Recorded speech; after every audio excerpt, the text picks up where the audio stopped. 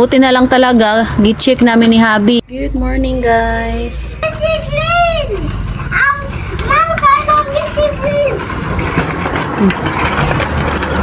Yes, Edi.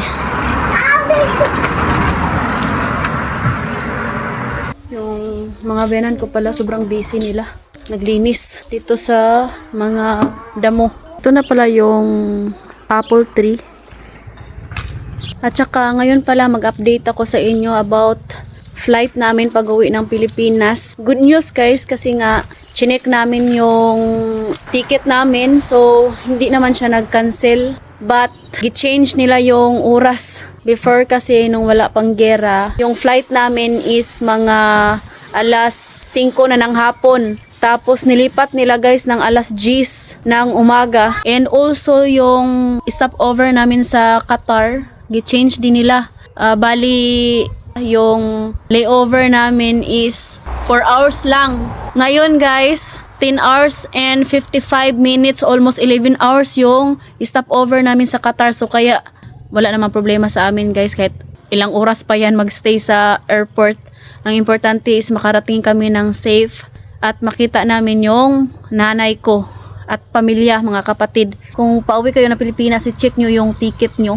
Kay baka mag-expect kayo ba na yun pa rin yung time, tapos gi-change na pala nila. Buti na lang talaga, gi-check namin ni Habi yung booking at saka email.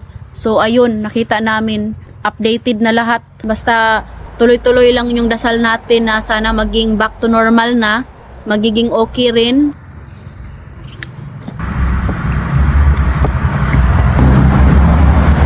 Yeah, 20 degrees today, pero grabe, malamig pa rin yung hangin. Supportive pumunta. Bali, sinabihan namin si Papa na siya na lang yung mag-ipon ng mga damo ba, tapos kami yung maglagay doon sa basurahan. Kay Sabado karon guys, yung mabiyanan ko kasi is Sunday yung rest day nila. Hindi yan sila maglihok-lihok. Bali, baliktad kami ba. It is here our flight. This time guys, hindi pa talaga namin alam kung tuloy ba yung flight namin kasi anytime pwedeng mag-cancel. So, kaya sabi ni Habi na kailangan kong i-check. At saka malapit na rin yung flight namin, ilang weeks na lang guys. Thank you Lord, praise the Lord.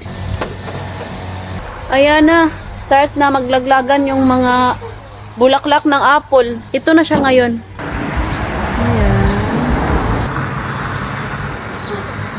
Nauuna pala yung bulaklak kaysa dahon.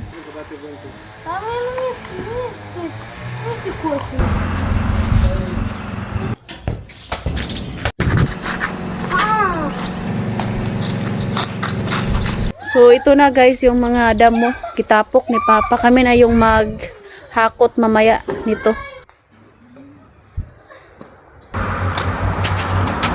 Bravo ka doon siya!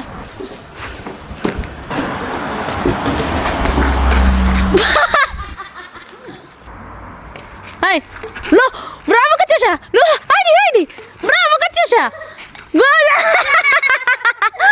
Yan si Habi oh. Naglakad-lakad siya. Kainin ko muna si Edie. Ito sa salad. Ayan. Wait, mommy. So, i-update ko na lang kayo kung matutuloy ba yung pag-uwi namin. Di ba siya makancel. Maraming salamat sa lahat ng suporta. God bless and we love you all.